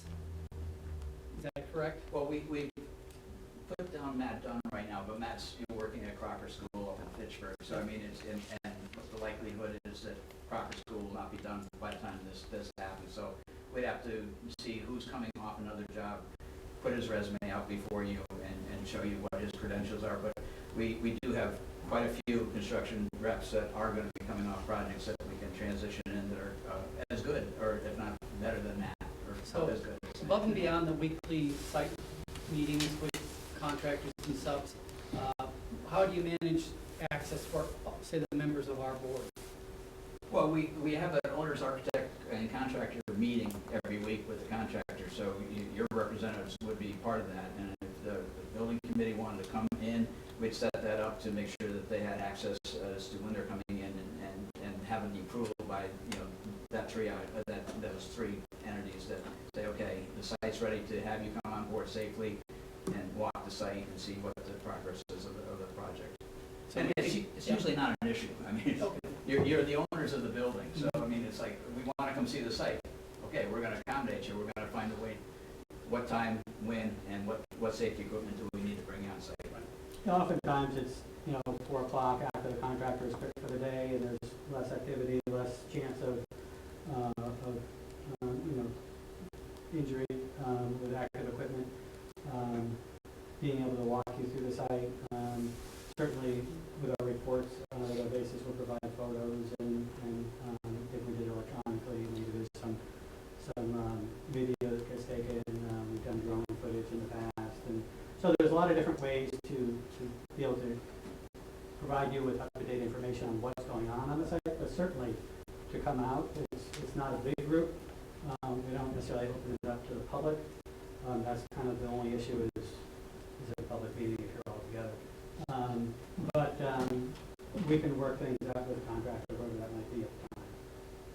Thank you. Diana? So this project will fall under the new energy code. And I'm wondering, how have you worked with projects that began design, like this one with the concept design, got an estimate, now you're implementing the new energy code? How are you working with the designers and the towns on that, and how are you mitigating that cost increase, aside from all the other cost increases that you have to work with? Well, I'll start. go ahead. So a couple projects come to mind when you bring that up. So they're MSBA projects, but similar scenario, so David County High School in Spencer. So that updated code is requiring the architect to require a modeler to make sure the amount of insulation they have around the building envelope, et cetera. Do we need full insulation underneath the whole slab, or can we model it so it meets the code without the insulation around 100% of the slab? That's all happening behind the scenes to make sure we're complying with that updated code. Elementary school project in Maynard, Mass. That actual town, so it's a stretch code as is right now, but they're actually thinking of potentially going to, I want to say it's not the tier 3, but tier 2, where if you're not going to go all electric, you got to at least have an electrical service that can accommodate an all-electric building once you remove the carbon. So anyway, so that process on that project's happening to make sure they understand the electrical requirements for a potential all-electric building if that happens down the road. They're also working with a modeler. So it's something we're dealing with essentially on all our projects that are in design. Yeah. It's not sneaking up on anybody. Everybody knew this new code was coming in. We have a project where we're doing geothermal, so balancing the geothermal versus the energy recovery. The new code allows for different things, so we're able to kind of take a look at it, analyze it, see what is a bigger bang for the buck, and still be code compliant. Just our concept design was done so long ago, people were not ready for it. So I think that's going to be a challenge. Yeah, we kind of thought that was coming, but as Tim said, we can add another geo well, and maybe, by adding another geo well, which costs less than putting, a recovery wheel on the rooftop units, it's more cost effective. So those trade-offs are being evaluated by the engineers. Yeah, a lot more electric versus gas is,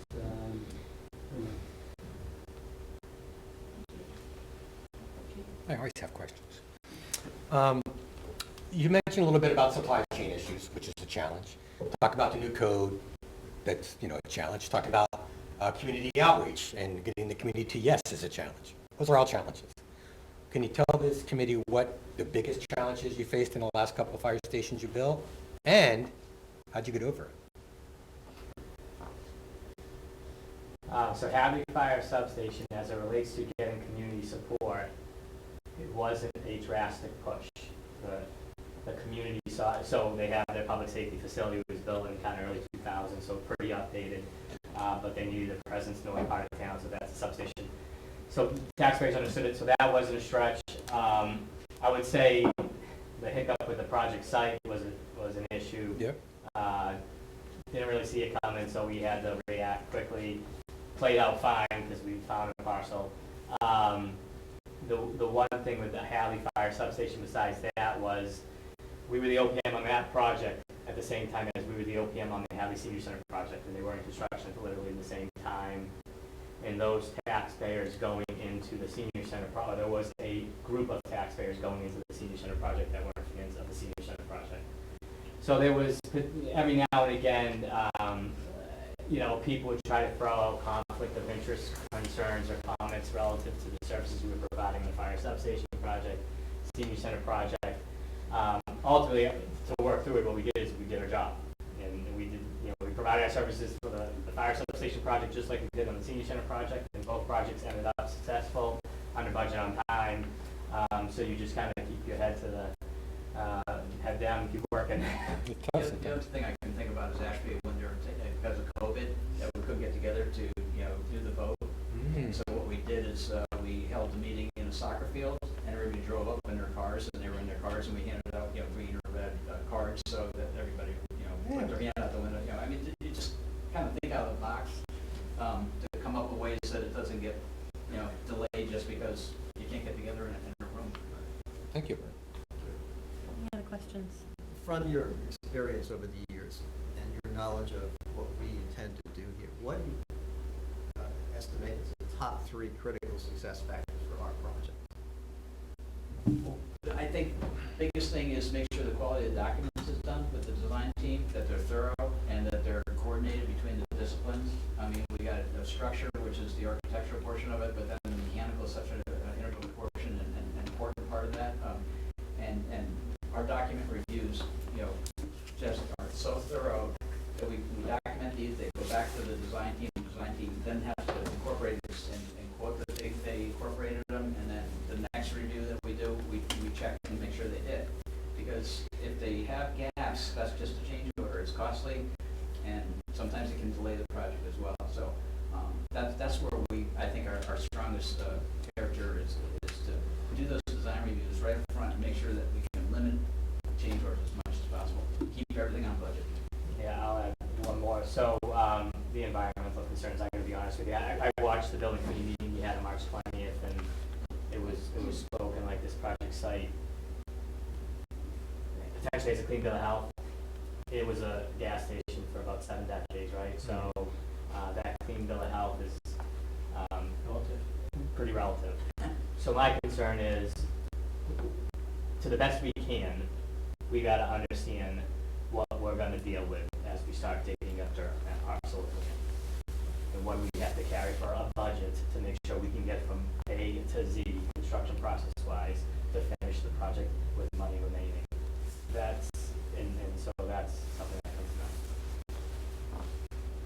Anyone else? Thank you. Thank you, gentlemen. Thank you. Appreciate Thank you very it. much for being in again. Have a wonderful weekend. It is weekend, right? It's the weekend. Just about.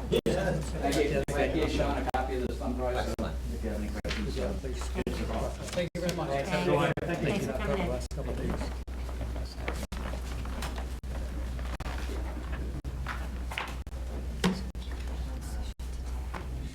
Okay. Next portion of this meeting is the deliberation amongst committee members. I know we all had our forms, and I kind of filled mine out ahead, but I don't know if people filled out their forms ahead, or if you want to take a minute to redo your forms, or you want to do some discussion first. But Thank you, Madam Chair.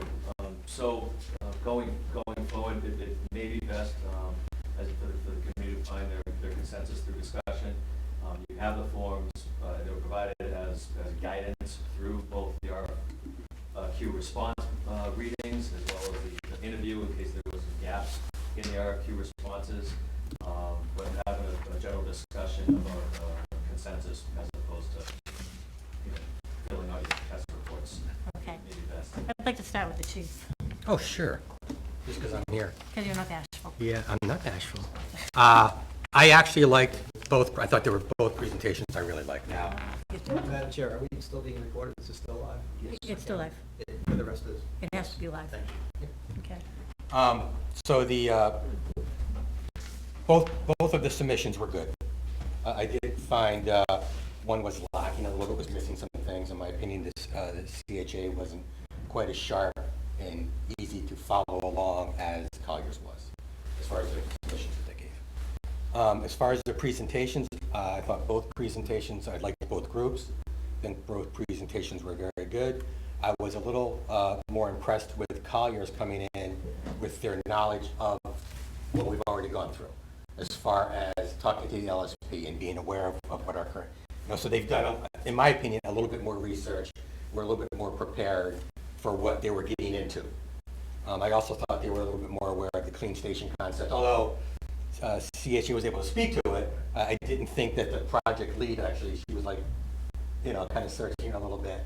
And the main gentleman spoke a little bit more about it. Again, both seem capable. If I were to vote right now, I would definitely be leaning towards Collier's. I thought their submission was a little bit cleaner, and I liked their prep a little bit better. I really think they spent more time preparing and knowing what they were coming into. John? I went through both of their submissions. Colliers certainly quantified how much time each of their team would be spending through this, and that's over 24 person hours per week. And when asked the same thing of CHA, they said the project manager would be about 10 hours, that's a little over a day, and the project director would be as needed. So it really didn't quantify that in terms of how much manpower we're getting. We're buying people here at the end of the day. Concurrent projects, CHA has 3 or 4 in various stages of completion, and from their response, Collier's, their team's got at least 3 others going on. Again, various stages of completion. Both companies have deep benches behind the team they're proposing. They've got an average of 286 people that are mass registered or certified or experienced behind this team if they need people. And the project manager from CHA has got roughly 3 years experience with CHA, whereas the Collier's project team has much more experience in that regard. I was encouraged by their ability to communicate on what they see as the critical success factors of both entities. Some of the tools they both have for reporting and control, and some of the biggest challenges that we might be facing. When we get to talk about references, I have some other comments, but I'll save it. Talk about that part. So there were a couple of things that really differentiated CHA for me. Well, several things. So looking at the capacity. So I'm not concerned about CHA's staffing because they have 3 projects going on. 2 of them are in CA. They're going to finish. They're going to have a lot more time for our project than the Colliers team will. And the fact that Colliers will not have continuity from design into construction is very worrisome to me. When you're out there in the field, if you don't have somebody that has history of the design, then you're going to have more challenges. The project director, so we heard from the project director who had worked on one firehouse at Colliers. The other 2 folks had have not. Now, I know that they are the same people, according to their resumes, that worked on the school, and I know that that was a big success, which is great. This is not a school. This is a firehouse, and technically, you have to deal with a specific exhaust system that is unique to fire stations, fire doors. We've talked about that. You've got things like the slope of the bays and how the drainage has to work. There are so many different aspects technically in a firehouse, even compared to any other public safety facilities. And CHA by far has that technical capacity for firehouses that we did not see from the Colliers team. So for me, that's a huge issue. One of the things I liked about the CHA presentation is that they actually mentioned the abutters to the site, which I think is a big issue in this town. And so I appreciated that they were proactive in thinking about that. The estimating team that CHA has is in-house. So that means that they have a constant ability to be involved in discussions of cost items, whereas Colliers mentioned that they would hire another estimator. They're required to, by statute, required to have another estimate done, but it's going to be a snapshot. So you have more sort of estimating knowledge on the CHA team that's available to you. So I think those are most of mine. I mean, either one would be good, I think, but I'm concerned about the technical aspects and the availability of the Colliers team. Mitch? Yeah, I mean, I think they could both get the job done. They both have lots of experience. I also thought CHA was a little bit ahead than Colliers for me. I liked the enthusiasm that we got, particularly from the project manager once she started to speak. There was a disadvantage in having directors here giving most of the spiel. Is they're very good salespeople and they know their trade, but they're not the person that we're going to be dealing with one-to-one. So when I asked the scheduling question for both of them, I asked it directly of the project manager. For CHA, the project manager answered the entirety of it, and I thought did pretty well. She didn't give examples, which I asked for. Neither did Colliers. But with Colliers, the project manager started it, and then the most senior director took it over. And that concerned me a little bit because the schedule is the day and day of what the OPM has to do.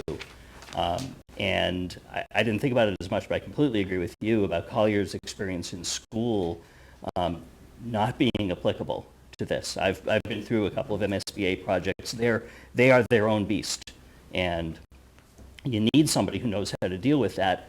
This is a completely different type of project than that. So even though this team did the Lincoln Street project, and I think did a great job with it, that experience isn't terribly applicable to a fire station project. I said, if it ends up being that the majority of us prefer Colliers, they'll get the job done. I have no concerns about that. But from my point of view, CHA would be my preferred OPM. Dan? Thank you. Both good presentations. I think we'd be good with either one of them. I hear everyone. I think Colliers did more as far as Phil doing the background on the site and being concerned with added costs and things that show up. And I know being involved in the Lincoln Street School inspections and things like that when it was going on, they seemed to be a really good, it went very well, under budget, on time, so. But, Diana does this all the time, Tom, and John, they hire these folks all the time, so I would defer to them on that kind of thing. But I would say Colliers, as far as the presentations go, for me. There's not much left on the bone for me to chew here. Go ahead. But I do agree with Chief's estimation that Phil Palumbo really understood our site, our program in a lot of depth. I think Colliers would be better off using some of the people with fire station experience because they've done quite a few rather than replicating the Lincoln Street School team. So I don't know if that's a possibility, but I'd be comfortable working with either one. Yeah, and I'll echo those thoughts, but I think Diana brought up some really good concerns, so. I have one more comment, Madam Chair. So in the guidelines we put together, the largest weight, 35%, is really on the staffing, the skills. I would urge town staff to go ask for, check the references that they've given, and specifically for the people that they're proposing. So if someone worked on Northbridge or Ashby, whatever, call them, ask them the experience with not just CHA or colleagues, but the specific individual on the project, number one. And I would suggest, if the committee finds this appropriate from a quantifiable perspective, ask them what was their satisfaction with this team on a scale of 1 to 5, where 5 is highly desirable and 1 is poor. So both a reference, a qualitative feedback, and a quantitative feedback. Scott, your thoughts? Chair, absolutely, the reference checks will have canned questions. We can quantify them as well with grades, so there could be an actual matrix and a grade relevant specific to the team members, and I agree with that. That's the absolute correct approach. You know, in my opinion, on the two firms, specifically in the interviews, CHA had a great point, and I made it about one, public outreach, and two, getting a yes vote and helping us get to that yes vote. That's not something you often hear from an OPM. And they're nuts and bolts, shovels and numbers. But on Collier's side, they hit on the nuts and bolts and the numbers far heavier in that, you know, an independent constructability review, third-party review, secondary estimate reviews, what does the RFI do to the finances? Those are important things for me in my past as an engineer in CA. Lacking continuity, as Diana, you indicated, is troublesome. I would want to know that whomever is involved in the beginning is that who is involved in the end. Nothing worse than having your lead architect designer never involved in any RFI responses on a project. Most of the responses will probably not go too well. So continuity is critical of professionals. But yes, we'll put together some reference checks. 4 eyes, 4 ears. That, you know, you don't have a single point of failure in a project manager. Exactly. Now, would you want the reference checks done before you pick? I would. I did have a conversation with Bob Federico, who's our building commissioner, and he was on the building committee for the Grafton fire station, and he said that 2 issues that came up when working with Colliers was, one, when there were issues that came up, they found that Colliers sided with the contracting organization rather than with the owner. And the other thing is they had limited access. That's why I kept bringing up, can we get on site? Can we watch them place the steel and the footing? That kind of nitty-gritty review. So I just bring that up, not that all the other references have been checked yet, but that's the one I've done myself, because Bob's in the building. John? I'm also a resident of Grafton, and I'm willing to bet the lessons learned on soils and it's a clean site, let's go do it, was learned from Grafton, because there was a very large contaminated soil change order and delay on that project, even though the site had been, you know, remediated prior to purchase. So that mirrors our project quite a bit. John, I'd be interested in your comments too. So for me, like Tom was saying, Colliers didn't seem like they were as open to access to the site as much as CHA was. Overall, I think we're good with either firm. They both have a lot of experience. They seem to have talented teams. But to Scott's point, consistency is going to be a huge thing. So if Colliers can provide us with a team that has significant experience and the same team throughout the course of the project, that would weigh heavily on my decision on which way to go. Diana? I just wanted to, I guess I have a little bit of concern about calling references and saying between 1 and 5, where do you put them? Because my 5 may be Don's 3, you know? It's very subjective. It's very subjective. So I think getting the details, like how responsive they were, how technically savvy were they, what problems did they solve for you? Qualitative and quantitative. Right, but I think I mean, if you're gonna get into quantitative, it's gonna be like, well, how many change orders did they successfully manage? I mean, those are the numbers to me that you would be looking at as opposed to a scale. I just don't know how that can be uniformly applied. He did a great job. He did an okay job. Oh, he was bad. But that's different than 1 to 5. Okay, 1 to 3. Yeah, I mean, they're gonna tell you if they would recommend them or not, which is But the fundamentally. qualitative should back that up. They should Yeah. match it. So as a board, would we be willing to step forward with recommending 1 and having those references checked? Or would we want references to both of them checked before we go As forward? much as it will take time, I'd like to see both. I mean, some of us have said, we could go with either one. The references might sway us one way or the other. The question is, could that be done in time for Monday's scheduled meeting? No. And But we can reschedule, we can have another meeting later in the week to present the reference checks and make a decision so that we can recommend. I would agree, no, you couldn't get it done in Monday, that's why I I asked. think there were a lot Out of of the drive to the houses. conflicts next week as far as the meeting. Somebody was Like, traveling the Monday this week, day. weren't they? I think after Yes. Tuesday, they're Yep. not here. And then I leave on the 11th. I just want to say one thing about the reference checks. To the extent possible, I think we should work on the references that are firehouses. Yes, agreed. Yeah, Agreed. yeah, firehouses for the staff that was presented. Right. Recent firehouses, if we can find of similar size, that's critical. Possible. Okay, so next week, availability, you're gone all week? I'm available for Monday. So We were tossing around on April 13th earlier, but it turned out to be too soon. I could do that virtually. I'll be out of town.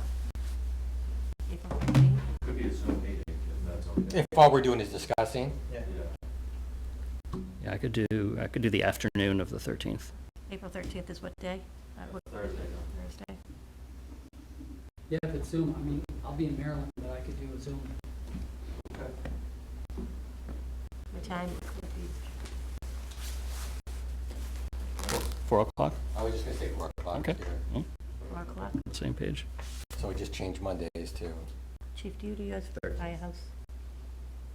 Your meeting? it looks like I do, but no. No. Yes, I can. Why, you want to come in? Yeah, I don't want You my can dog- come in with I me. don't want my dog to bark. You think a fire station's quiet? You're more than welcome. Well, it's just like not my dog. Yeah, Brett's my dog. daughter does. Oh, it's Brett's dog? Brett's dog, I have a parent. Was it April 15th they settled on? So we, this 13th at 4? 4? 13th, 4 p.m. Zoom, April 3rd meeting will be canceled. Okay, So, Scott, to corroborate, the other dates we agreed on are May 8th, May 16th, and June 20th? June 20th was the only one we came up with. Correct, June 22nd will be the next one.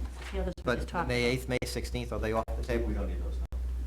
So, June 20th then. Correct. Thank you. So, I'll come visit. You're more than welcome. Okay. There's just nothing to do with that dog, you know. My daughter's dog does the same thing. Well, he was very, very quiet, and then toward the end, he just decided he wanted to be part of the show. It works for me. Yeah. And that way, we'll have time to do the reference checks and even if we want to read back through the submittals again, it gives you time to do that. And I think we've all agreed that both companies are capable. Yeah. And I think maybe the reference checks may either swing it one way or the other. Did they gave us, the Colliers gave us the slides they used? It's on the driver's license, yeah. You'll circulate that back to the committee? Thanks. And we have a video of tonight's meeting that any of us can watch also. Yeah, for- So the third applicant has declined to follow through? They withdrew already. Okay. Okay, What was the name of that applicant, just for the meeting? PMA. Yeah, so PMA withdrew. I think it's important to just get in the meeting minutes. If somebody looks at our last meeting, we talked about 3, who they were, that they withdrew. so our future meeting date will be April 13th at 4 o'clock. Do we need a motion to cancel Monday's meeting? I don't think so. It was just a temporary scheduled date we were holding. Okay. And any other business that legally can come before the committee? Hearing how And do Diane. have a question. So we have these evaluation forms, but if we're next time meeting virtually, do we still need to do these forms? They're just, through the chair, they're just reminders. Thank you. Some Okay. citizens are somewhat novice to the process of selection through qualification submission, so it's a good reminder to, It's a tool. this is what we're looking for. Thank you. Okay, I I just want to make sure I didn't need to leave. Okay. Motion to adjourn. Motion to adjourn, ladies, Chairman. Second. Sure, I'll second. Okay, motion made and seconded. All those in favor? Aye. Thank you all. Thank you.